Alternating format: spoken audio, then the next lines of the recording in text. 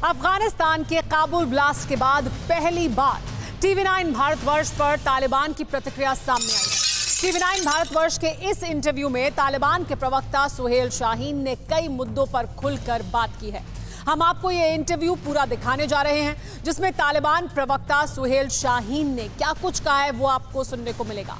बड़ी बातें जो उन्होंने कही हैं वो ये कि ISIS को लेकर बड़ी जानकारी उन्होंने बताई है। उन्होंने कहा कि कश्मीर को लेकर बयान दिया है जिसमें पाकिस्तान को झटका लग सकता है। सुहेल शाहीन ने तालिबान के हाथ लगे अमेरिकी हथियारों पर तालिबान की पॉलिसी पर भी सफाई दी है। तो जहां एक तरफ कश्मीर को लेकर बड़ी बात कही है जिससे पाकिस्तान को झटका लग सकता है, तो वहीं सुहेल शाहीन ने इस इंटरव्यू पर ISIS खुरासान पर सुहेल शाहीन का विस्फोटक बयान सामने आया है। इसके अलावा आपको यह भी बता दें कि कश्मीर पर तालिबान की पॉलिसी पर बड़ा बयान उन्होंने दिया है जो पाकिस्तान के लिए शॉकिंग हो सकता है। अमेरिकी ड्रोन के इस्तेमाल पर भी तालिबान ने अपनी पॉलिसी के बारे में बात की है। काबुल ब्लास्ट के बाद तालिबान का यह पहला इंटरव्यू है। देखिए मेरे सहयोगी दिनेश गौतम के साथ तालिबान प्रवक्ता सुहेल शाहीन का वर्ल्ड एक्सक्लूसिव इंटरव्यू। तालिबान के प्रवक्ता सुहेल शाहीन एक बार फिर TV9 भारतवर्ष के साथ बातचीत करने के लिए मौजूद हैं। ये दूसरा मौका है जब सुहेल शाहीन TV9 भारतवर्ष से बातचीत कर रहे हैं, लेकिन तब से लेकर अब तक बहुत सारी चीजें बदल चुकी हैं। काबुल में अब तालिबान का झंडा फहरा रहा है। काबुल एयरपोर्ट से निकलते वक्त लोगों को बम विस्फोट का सामना भी करना पड़ा है। वहां हालात अजीब हो गए हैं। ISIS के एक नया थ्रेट सामने दिखाई दे रहा है।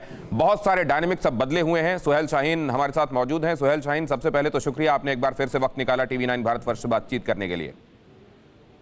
शुक्रिया। मौजूदा हालात को कैसे देख रहे हैं आप? बिस्मिल्लाहिर्रहमानिर्रहीम, नहमदुहु व नसल्ली अला रसूलिल करीम, अम्मा बाद। जी, वो हालात बेहतर हो रही है। हर दिन के गुजरने के बाद वो सिक्योरिटी मेंटेन है बिल्कुल काबुल सिटी में। जो पहले दिनों में वो सही नहीं था, जो इनिशियल डेज थे, लेकिन अल्हम्दुलिल्लाह अब ठीक है और इसी भी बेहतर हो रही है हर दिन गुजरने के बाद। काबुल एयरपोर्ट में एक दर्दनाक और अलमनाक वाकया हुआ जो आपको भी मालूम है। हमारे बहुत से ज़्यादा हम वतन उसमें शहीद हो चुके, लेकिन वो उस एरिया में हुआ जो उसकी सिक्योरिटी फॉरेन फोर्सेस के पास था। तो वो जो हमारी जो चेक पॉइंट है उस जगह में नहीं था, दूसरी उनके जगह में। सुहेल शाहीन साहब, लेकिन दुनिया को ये मालूम है कि बाहर एयरपोर्ट के बाहर की सिक्योरिटी आपके हवाले थी और एयरपोर्ट के अंदर की सिक्योरिटी अमेरिकन फोर्सेस के हवाले थी। इसको क्लियर करें प्लीज। ये सही है कि उधर जो नॉर्थ साउथ वो गेट थे वो हमारे पास है, लेकिन वो अभी गेट जो है जिधर वो एक्सप्लोजन हुआ वो उसके पास है। लेकिन उसके साथ साथ मेन गेट के साथ उन्होंने एक सेकेंडरी राउट्स भी खोले थे जो उसकी सिक्योरिटी हमारे पास नहीं था। तो वो यूज करते थे जो लोग उसके पास असनाद नहीं थे, डॉक्यूमेंट्स नहीं थे, उसको ले जाते थे एयरपोर्ट। और तो हमारे ख्याल में इसी राउट से फायदा उठा के ISIS मेंबर्स उन्होंने कोशिश की होगी। और दूसरा ये है कि हमने पहले भी कहा है कि आपने कहा लोगों के लिए कि आप आ जाए एयरपोर्ट और चला जाए वेस्टर्न कंट्रीज में रिसेटल करने के लिए, अगर आपके पास डॉक्यूमेंट हो या ना हो। तो उन्होंने एक रिस्क क्रिएट किया ताकि वो ISIS मेंबर्स ये क्राउड से इस्तिफादा करके उसमें दाखिल हो जाए, वो इसे अलमनाक वाक़यात रोनमा हो जाए। तो मेरे ख्याल में इसकी जिम्मेवारी पर भी उन लोगों पर होगी जो उन्होंने लोगों के लिए अनाउंस किया था। और ये महज इसलिए भी कर रहा था ताकि उसको मीडिया को रॉ मटेरियल मिल जाए हमारे खिलाफ प्रोपागेंडा करने के लिए कि देखो लोग स्केर्ड है, टेरिफाइड है। तो मुतासिफाना इसके नतीजे में बहुत अलमनाक वाकया हुआ जो नहीं होना चाहिए था। सुहेल शाहीन, हम लोगों का एक बहुत कंसर्न हिंदुस्तान में ये है कि बहुत सारे हिंदुस्तानी वहाँ एयरपोर्ट में फंसे हुए हैं।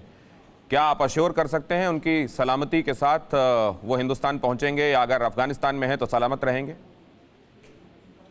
जो भी वो उनके पास पासपोर्ट हो, डॉक्यूमेंट्स हो, वीज़ा हो, तो हमने ऐलान किया है कई बार कि वो कमर्शियल फ्लाइट से जा सकते हैं, अफगानिस्तान में भी आ सकते हैं और जा भी सकते हैं। उसके लिए कोई ऐसा मुश्किल नहीं है।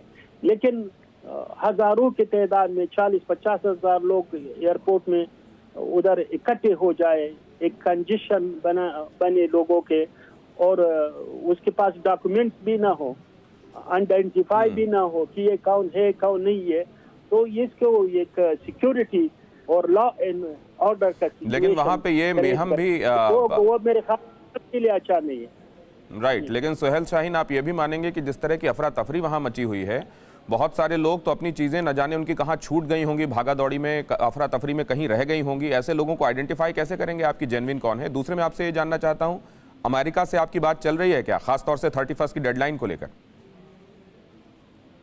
जी बिल्कुल, हमने उसको कहा है कि उन्होंने वादा किया था कि 31 को विड्रॉ करेंगे कम्प्लीटली, उस पर पाबंदी करे।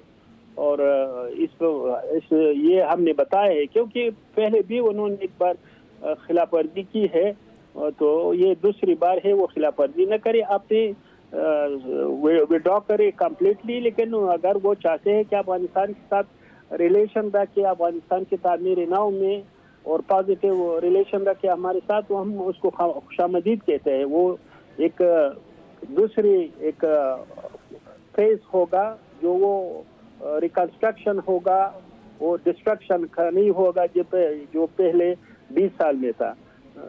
तो ये बात है। और दूसरा, आपने जो कहा कि उधर लोगों का अफरा तफरी थी, इसलिए तो हम कह रहे थे लोगों को कि जिसके पास डॉक्यूमेंट्स ना हो वो ना आ जाए एयरपोर्ट को, ताकि वो सिक्योरिटी प्रॉब्लम भी ना हो, और वो कर सकते हैं बाद में, एक हफ्ते बाद, एक महीने बाद प्रॉपर तरीके से चला जाए।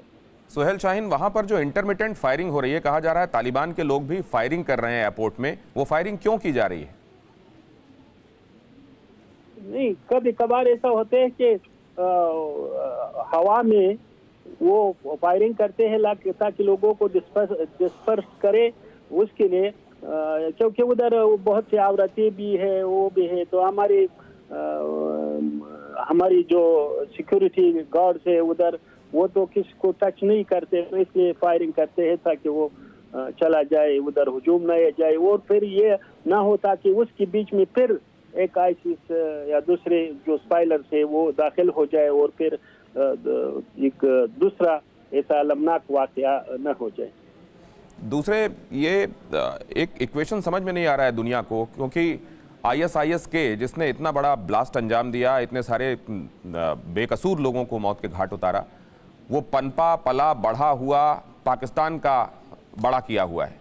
दूसरी तरफ पाकिस्तान आपको सपोर्ट कर रहा है, आपके साथ खड़ा हुआ दिखाई दे रहा है।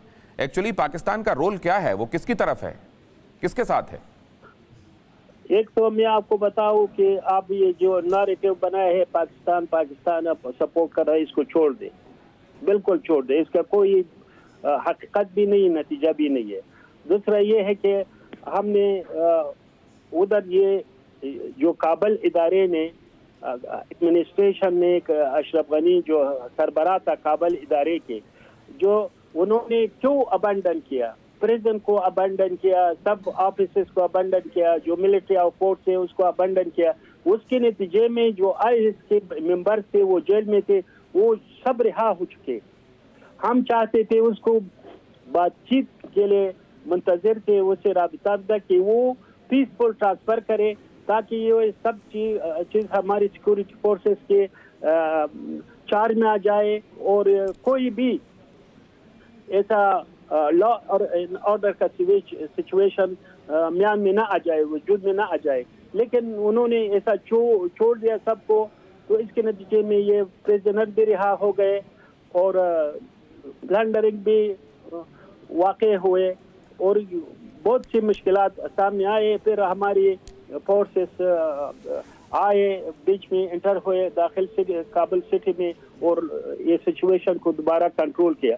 तो मेरे ख्याल में जिम्मेदारी उन पर है, उन पर जो काबुल एडमिनिस्ट्रेशन के जो ऑफिशियल थे उसके सरबराह था उन पर है।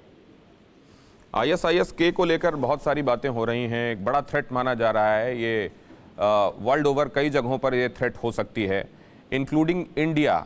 कश्मीर में उसके लोग और हिंदुस्तान में कई दूसरे कोनों से उसके लोग पकड़े गए हैं। ISIS-K को लेकर आपका नजरिया क्या है और आपका रुख क्या रहने वाला है आने वाले दिनों में? हमारी पॉलिसी वाज़ेह है, सबको हमने बताया है, हम किसी को इजाजत नहीं देंगे कि अफगानिस्तान की सरजमीन हो किसी मुल्क के खिलाफ इस्तेमाल करे।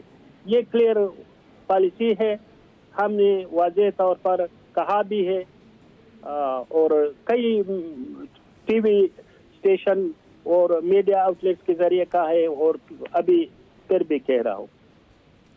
आपसे जब मेरी पहली बार बात हुई थी तब भी आपने इस बात को कहा था, आज आप रिइटरेट कर रहे हैं। अगर आप इसको और स्पष्ट कर दें, क्योंकि कुछ आवाज़ें उठी पड़ोस के मुल्क में जहां ये कहा गया कि तालिबान अब कश्मीर को पाकिस्तान को तोहफे के तौर पर देगा। अगर आप इसको फिर से स्पष्ट कर दें तो अगर कोई एम्बिग्विटी है कहीं किसी के दिमाग में तो क्लियर हो जाएगी। मैंने कहा कि हम अफगानिस्तान में ये पॉलिसी है, कमिटमेंट है, किसी को इजाज़त नहीं देंगे कि हमारे सरजमीन किसके खिलाफ इस्तेमाल करें। नंबर 1। नंबर 2 ये है कि आज़ादी के बाद हम फोकस करेंगे कि अफगानिस्तान की तामीर नौ पर और अफगानिस्तान के लोगों के लिए इक़्तिसादी और मैशत को बेहतर बनाने पर और अफगानिस्तान में पीस बिल्डिंग पर के पीस को बिल्ड करें और ये पर कि हम अफगान अवाम आपस में नेशनल यूनिटी को जिसको बिल्ड भी करे और सस्टेन भी करे। तो ये हमारे प्रायोरिटीज है अफगानिस्तान में। इंडिया में एक कंसर्न और है सुहेल शाहीन, इंडिया में मसूद अजहर मोस्ट वांटेड है। मुंबई का ड्रेडेड अटैक हो, पार्लियामेंट का अटैक हो, आप जानते हैं, पूरा ट्रेल जानते हैं आप। वहाँ मुल्ला बरादर से मसूद अजहर की मुलाकात की खबरें भी हैं हिंदुस्तान में, इसको लेकर कुछ कहना चाहेंगे आप? मैंने नहीं सुना है कि जो ये खबरें जो आपके वो पहुंच गए हैं, मैंने बिल्कुल ऐसा नहीं सुना है जो आप कह रहे हैं। उससे रिलेटेड तस्वीरें भी आई हैं सुहेल शाहीन, जिसमें ये दिख रहा है कि मसूद अजहर अफगानिस्तान में हैं। वो तस्वीरें, वो वीडियो तो ये बहुत पुराना है, बड़ा तारीख है। वो बनाने के लिए, फेक वीडियोस बनाने के लिए, हमारे खिलाफ फोटो शॉप करने के, वो तो बहुत बड़ा हिस्ट्री है। फिक्र आपकी, सोमवार से शुक्रवार रात 9 बजे सिर्फ TV9 भारतवर्ष पर।